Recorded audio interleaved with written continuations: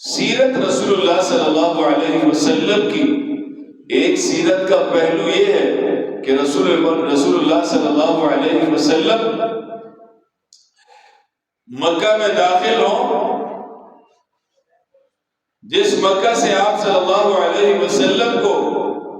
بدر کیا گیا، جس مکہ کو چھوڑنے پر رسول اللہ صلی اللہ علیہ وسلم کو مجبور کیا،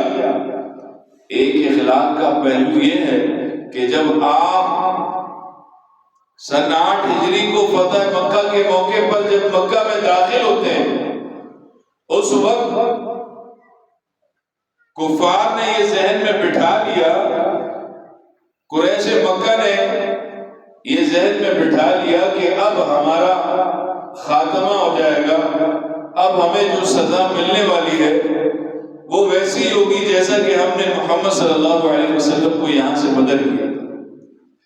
ایک اخلاق کا پہلو یہ ہے کہ جہاں پر رسول اللہ صلی اللہ علیہ وسلم نے مکہ میں داخل ہوتے ہی اعلان فرما دیا اور یہودیوں سے کہہ دیا، کافروں سے، غیر مسلموں سے کہہ دیا، تمہیں اس بات کا ڈر ہے کہ محمد آج تم سے بدلہ لے گا، تمہیں اس بات کا ڈر ہے کہ تمہارے بچے یتیم ہو جائیں گے، تمہیں اس بات کا ڈر ہے کہ تمہاری بیویاں بیوہ ہو جائیں گی، تم بے گھر ہو جاؤ گے، ایسا کوئی بھی عمل نہیں ہونے والا۔ لا تثریب،